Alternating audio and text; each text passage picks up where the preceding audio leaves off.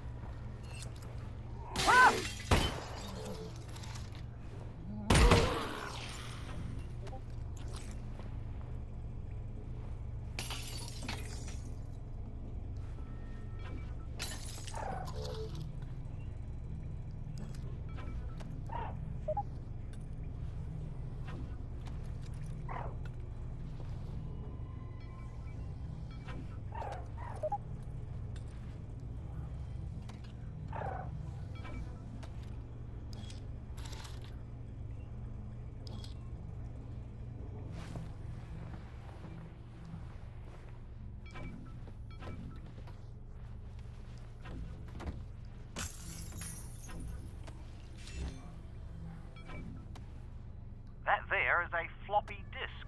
We used to store information on them, with magnets, if you can believe it. Huh.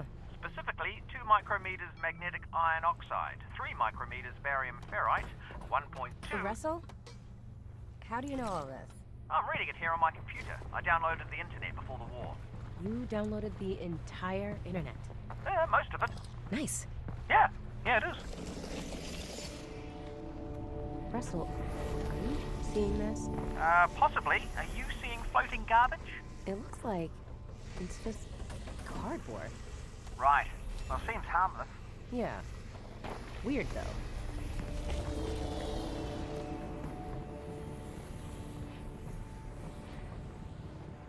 What is that?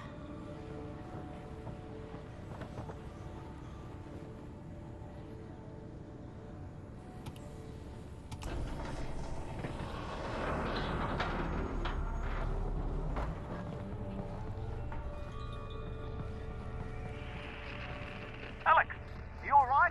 What's wrong? I'm fine, Russell. What's up? I'm losing your signal. Alyx? Alyx? If you still hear me, keep heading in the same direction and try to get above ground. Russell? Russell? During our earliest attempts to raid Alyx, our instinct was to have her react to absolutely everything. But what we learned from playtesting was that Alyx reacting too much could actually be off-putting. Say a player's in a really tense, zombie-filled level, and they're having a great time, but suddenly Alyx is in their head, sounding angry, or frightened, or anxious. These Alyx reactions were creating a disconnect between how the player was feeling and how the character they were role-playing as was feeling. Okay. So we took a lot of those out. The Alyx reactions we left in tended to be the ones that were practically universal.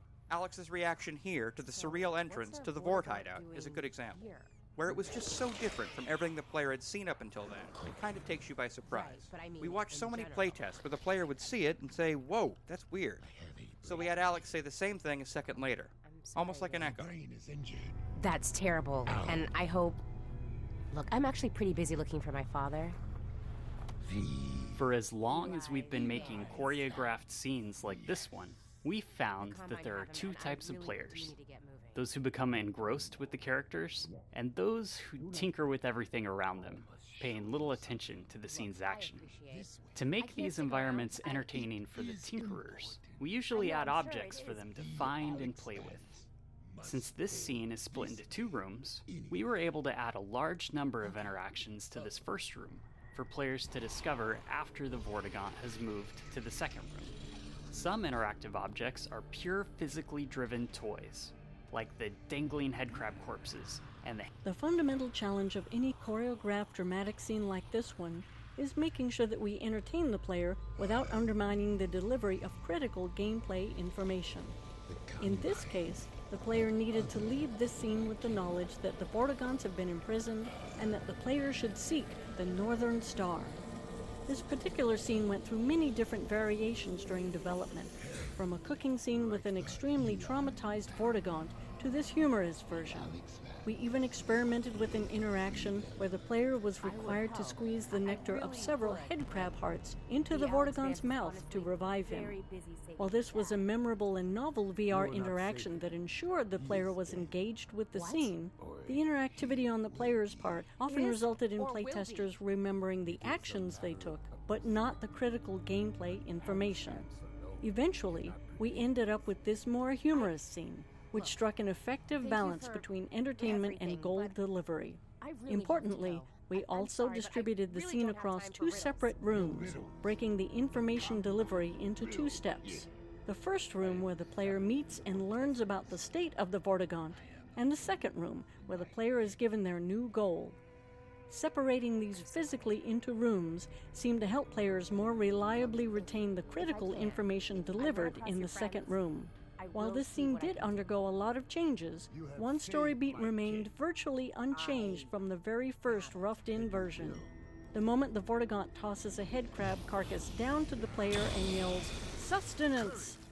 right from the start, this moment always got a great reaction from playtesters and remained all the way to the final product.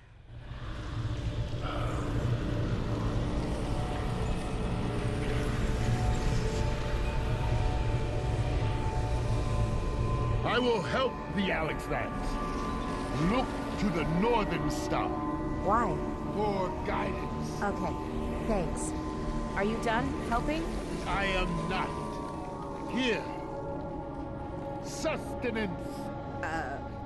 I'll eat it later. Thanks for the help. You will be welcome.